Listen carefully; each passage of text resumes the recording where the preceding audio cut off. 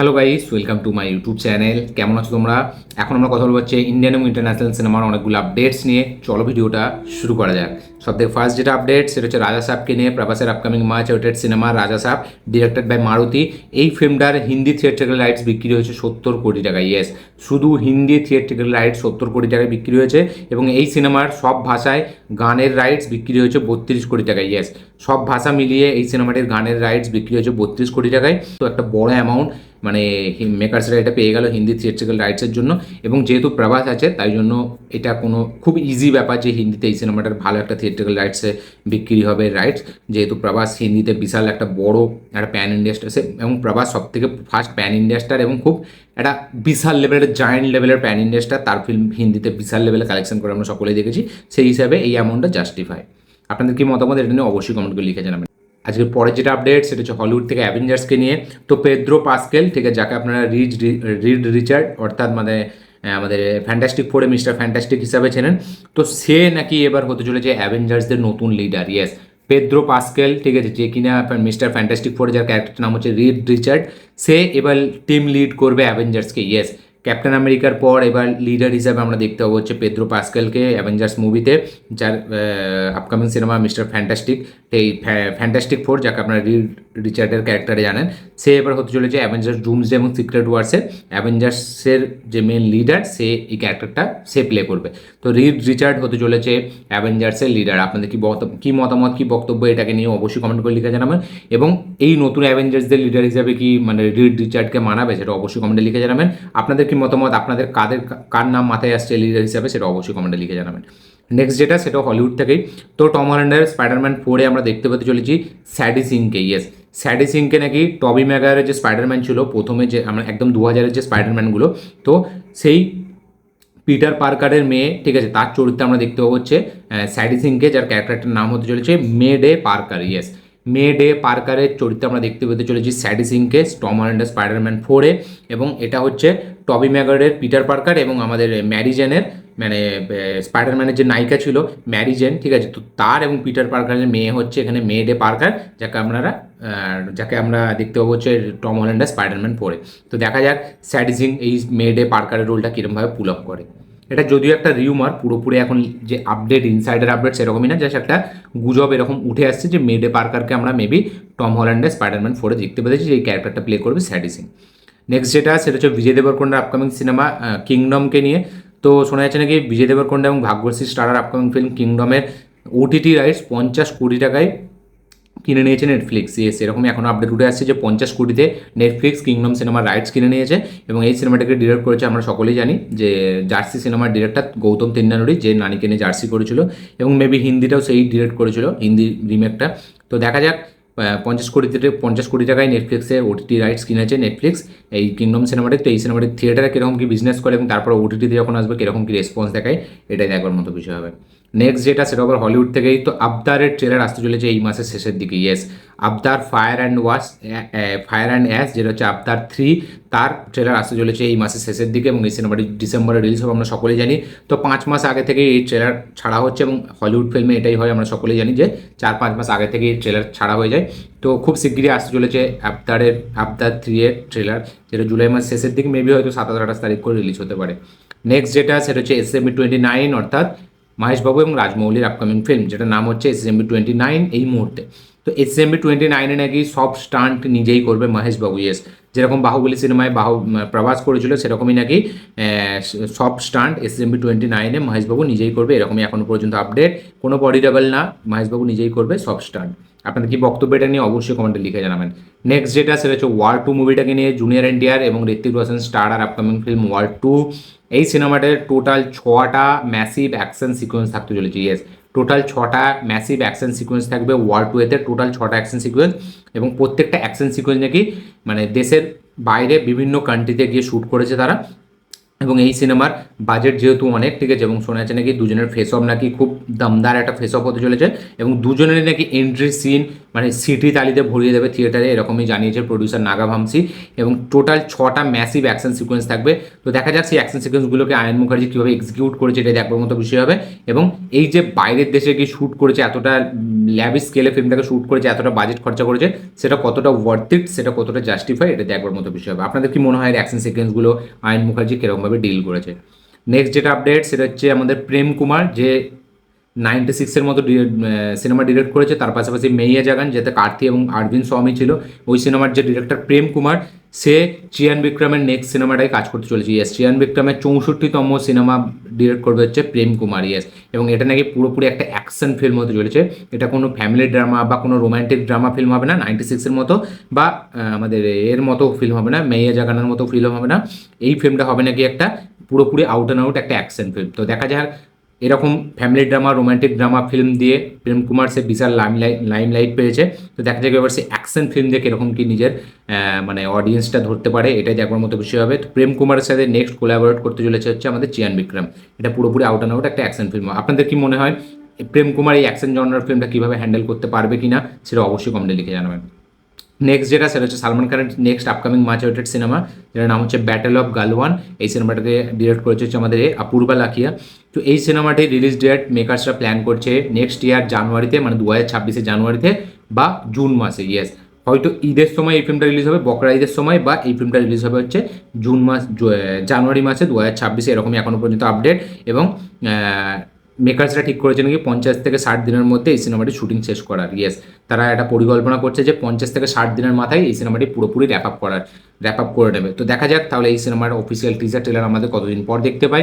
কী মনে হয় আপনাদের এই সিনেমাটি কবে রিলিজ হবে, জানুয়ারিতে নাকি জুনে? এবং ঈদে তাহলে এবারে আমরা কোনো সালমান খানের সিনেমা দেখতে পাবো না। নেক্সট যেটা আপডেট সেটা হচ্ছে আবার আমাদের হলিউড থেকেই মার্বেলের আপকামিং মার্চ অ্যাওয়ার্ডের রিলিজ, যেটার নাম হচ্ছে ফ্যান্টাস্টিক ফোর। ফ্যান্টাস্টিক ফোরের অফিসিয়াল রান টাইম হতে চলেছে 1 ঘন্টা 54 মিনিট। ইয়েস, 1 ঘন্টা 54 মিনিটের ফিল্ম হতে চলেছে আমাদের ফ্যান্টাস্টিক ফোর। এবং এই ফিল্ম থেকে ডক্টর ডুমের একটা কাইন্ড অফ একটা ঝলক হয়তো আমরা মেবি দেখতে পাবো, এবং এখান থেকেই অ্যাভেঞ্জার্স ডুমসের সাথে কানেকশন করা হবে। 1 ঘন্টা 54 মিনিট রান টাইম হচ্ছে ফ্যান্টাস্টিক ফোরের। এটা নিয়ে কি বক্তব্য আপনারা অবশ্যই কমেন্টে লিখে জানাবেন। নেক্সট যেটা আপডেট সেটা হচ্ছে একটা মানে এটা কাইন্ড অফ একটা এক্সাইটিং আপডেট, তার পাশাপাশি একটা ইউনিক আপডেট। সেই আপডেটটা হচ্ছে অরিজিৎ সিং, সে গানের জগতে মানে মাথা খারাপ করে দেওয়ার পর সে এবার আসতে চলেছে ডিরেকশানে। ইয়েস, ডিরেক্ট করতে চলেছে অরিজিৎ সিং একটা সিনেমা। ইয়েস, যেটা একটা জঙ্গল অ্যাডভেঞ্চার মুভি হতে চলেছে, যে ফিল্মটাকে প্রডিউস করবে মহাবীর জেন।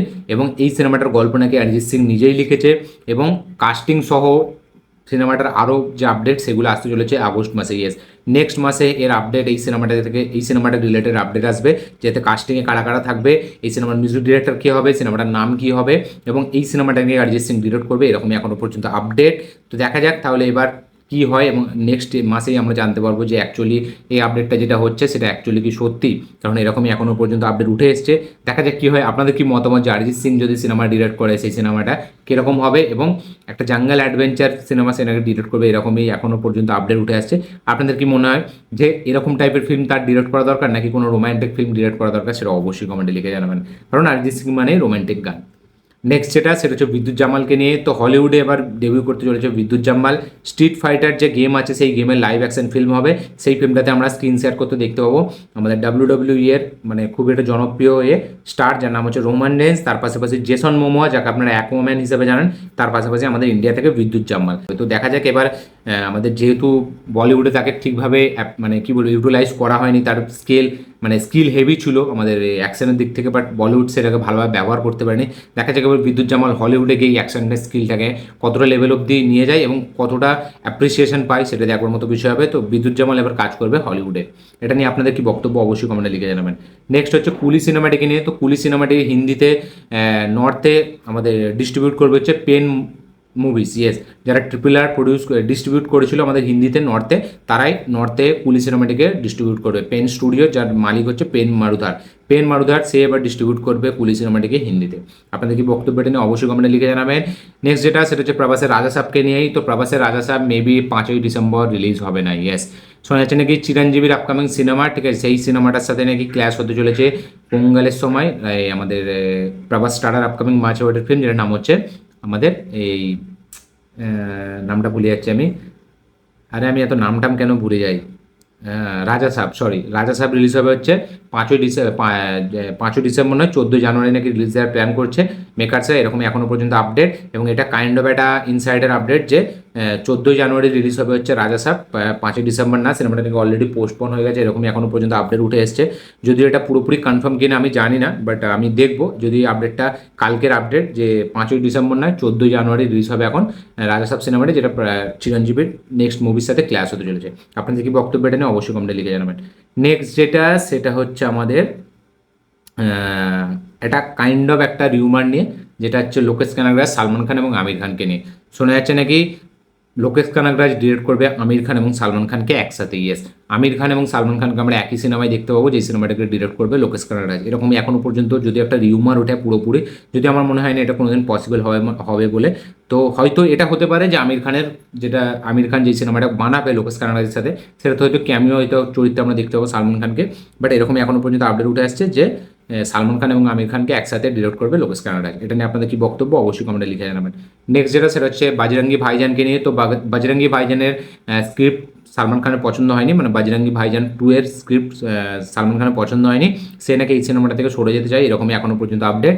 এই প্রজেক্টের জন্য নাকি অন্য হিরোকে নিতে পারে মেকার্সরা, এটাই এরকমই এখনও পর্যন্ত আপডেট। তো দেখা যাক তাহলে বাজরঙ্গি ভাইজান 2 আপনারা কি সালমান খান ছাড়া অন্য কাউকে দেখতে চান, নাকি সালমান খানকে দেখতে চান, সেটা অবশ্যই কমেন্টে লিখে জানাবেন। বাট সালমান খানের নাকি বাজরঙ্গি ভাইজান 2 এর স্ক্রিপ্ট পুরোপুরি পছন্দ হয়নি। এটা নিয়ে কি বক্তব্য আপনাদের অবশ্যই কমেন্টে লিখে জানাবেন। নেক্সট যেটা সেটা হচ্ছে রণবীর সিং এবং ববি দেওয়ালের একটি ফিল্ম আসবে, এটা আমি আপডেট দিয়েছিলাম, যেটা action high octane action film তারা একসাথে করতে চলেছে। তো এই ফিল্মটাতে আমরা দেখতে পেতে চলেছি ববি দেওয়াল এবং রণবীর সিংয়ের পাশাপাশি শ্রীলীলাকে। ইয়েস, তেলেগুর সেন্সেশন শ্রীলীলা, তাকে এবার আমরা দেখতে পেতে চলেছি রণবীর সিং এবং এই ববি দেওয়ালের এই ফিল্মটাই। তো এটা নিয়ে কি আপনাদের কি বক্তব্য অবশ্যই কমেন্টে লিখে জানাবেন। ফিল্মটার এখনও কোনো টাইটেল জানা যায়নি, বাট এটা একটা out and out action film হবে। নেক্সট যেটা সেটা হচ্ছে ভেঙ্কট প্রভুকে নিয়ে। তো গোট সিনেমার ডিরেক্টর থালাপতি বিজয়ের গোট, তার যে ডিরেক্টর ভেঙ্কট প্রভু, তার একটা ফিল্ম আসবে শিবা কার্তিকের সাথে। এই আপডেটটা আমি এর আগেও দিয়েছিলাম। তো শিবা কার্তিকের সাথে এই যে ফিল্মটা সে করতে চলেছে ভেঙ্কট প্রভু, সেটা নাকি একটা সায়েন্স ফিকশন ফিল্ম হবে। ইয়েস, এবং এই সিনেমাটার মিউজিক দেবে হচ্ছে রকস্টার অনিরুদ্ধ। এই ফিল্মটা শুটিং চালু হবে অক্টোবর মাস থেকে। ইয়েস, এই সিনেমাটা শুটিং চালু হবে অক্টোবর মাস থেকে। এই সিনেমাটা একটা সায়েন্স ফিকশন ফিল্ম হবে। লিড চরিত্রে আমরা দেখতে পাবো আমাদের শিবা কার্তিকেকে, ডিরেক্ট করবে ভেঙ্কট প্রভু, গোট সিনেমার ডিরেক্টর।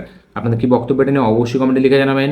নেক্সট যেটা আপডেট সেটা হচ্ছে ওয়ার 2 এর ট্রেলার নিয়ে, যেটা কিছু ঘন্টা আগেই আপডেটটা উঠে এসছে যে সেন্সার হয়ে গেছে আমাদের ওয়ার 2 এর ট্রেলার, যার রান টাইম হতে চলেছে 2 মিনিট 39 সেকেন্ড। এই ট্রেলারটি আসতে চলেছে 24 তারিখ বা 25 তারিখ, এই দুটো দিনের যে কোনো একদিন। ইয়েস, সিবিএফসি থেকে আজ ছাড় কাট পেয়ে গেছে ওয়ার 2 এর ট্রেলার, 2 মিনিট 39 সেকেন্ডের রান টাইম হতে চলেছে।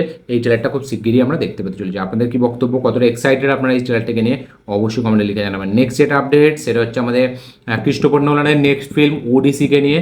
তো ওডিসি রিলিজের 1 বছর আগেই মানে 25,000 টিকিট বিক্রি করে দিয়েছি। ইয়েস, কিছু সিলেক্টেড থিয়েটারে, আইম্যাক্স থিয়েটারে, যেখানে ওডিসির মানে অ্যাডভান্স টিকিট ছাড়া হয়েছিল, সেখানে 25,000 টিকিট বিক্রি অলরেডি হয়ে গেছে ছাড়ার সঙ্গে সঙ্গে।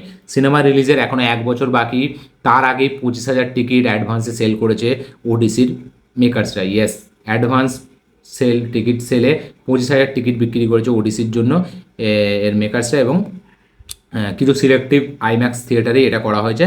এবং শোনা যাচ্ছে নাকি $300 মুভিটির টিকিট বিক্রি হয়েছে। ইয়েস, যেহেতু অ্যাডভান্স বুকিং, তাই জন্য টিকিটের প্রাইস হাই রাখা হয়েছে। $300 নাকি মুভির টিকিট বিক্রি হয়েছে। তাহলে ভাবুন ক্রিস্টোফার নোলানের ক্রেজ কোন লেভেলে আছে, মানে সিনেমা রিলিজের 1 বছর আগেই 25,000 টিকিট সেল, যেই টিকিটের প্রাইস হচ্ছে $300। কী বক্তব্য আপনাদের এটা নিয়ে অবশ্যই কমেন্টে লিখে জানাবেন। নেক্সট হচ্ছে লাস্ট আপডেট, যেটার নাম হচ্ছে রাঞ্ঝনাকে নিয়ে। তো 12 বছর পর রাঞ্ঝনা রিলিজ হবে আমরা সকলেই জানি, বাট এখন একটা নতুন চমক এসছে যে রাঞ্ঝনার যে ক্লাইম্যাক্স, সেটা কিন্তু প্রথম যে ক্লাইম্যাক্সটা আমরা দেখেছি রাঞ্ঝনাতে, সেই ক্লাইম্যাক্স থাকবে না। পুরোপুরি একটা আর্টিফিশিয়াল ইন্টেলিজেন্স থেকে তৈরি করা, মানে এআই ক্লাইম্যাক্স আমরা একটা দেখতে পাবো। ইয়েস, একটা এআই জেনারেটেড ক্লাইম্যাক্স আমরা দেখতে পাবো রাঞ্জনা সিনেমায়। যেই ক্লাইম্যাক্সটা আমরা দেখেছি অলরেডি রাঞ্জনাতে, সেই ক্লাইম্যাক্সটা নাকি থাকবে না। একটা নাকি নতুন এন্ডিং আমরা দেখতে পাবো রাঞ্জনা সিনেমাটাতে। এবং এইটার জন্য নাকি আনন্দ এল রায় সে নাকি অ্যাকশন নিয়েছে, কেননা তাকে জানানো হয়নি এটার ব্যাপারে। এবং মেকার্সরা আমাদের ইরোস এন্টারটেনমেন্ট তারাই ডিসিশনটা নিয়েছে যে একটা এআই জেনারেটেড ক্লাইম্যাক্স আমরা এখনও দেখাবো। যদিও এটা আনন্দ এল রায় বলেছে যে এটা তার কাছে এখন কোনো অফিসিয়াল খবর নেই, বাট সে সোশ্যাল মিডিয়া থেকে এটা জানতে পেরেছে। এবং তার জানার পরই নাকি সেই অ্যাকশনটা নিয়েছে যে তাকে না জানানো অবস্থায় এইটা করা হয়েছে এবং কেনই বা এটা চেঞ্জ হবে এই ক্লাইম্যাক্সটা, এইসবের কৈফিয়ত সে চেয়েছে এবং সে একটা অ্যাকশন নিয়েছে কড়াকড়ি ভেইরোস এন্টারটেনমেন্টের বিরুদ্ধে। এই হচ্ছে ব্যাপার, ঠিক আছে। মানে এআই জেনারেটেড জিনিসগুলো এখন প্রডিউসারদেরও মাথা খেয়ে নিচ্ছে। তো আপনাদের কি বক্তব্য এটা নিয়ে অবশ্যই কমেন্টে লিখে জানাবেন। তো এটা ছিল রাজনানী আপডেট। তো এই ছিল টোটাল সকল আপডেট। ভিডিওটি ভালো লেগে থাকলে লাইক শেয়ার কমেন্ট করে দেবেন, চ্যানেলটি নতুন হলে চ্যানেলকে সাবস্ক্রাইব করবেন, বেল আইকনটি প্রেস করতে ভুলবেন না। দেখা হচ্ছে পরের ভিডিওতে, ততক্ষণের জন্য বাই।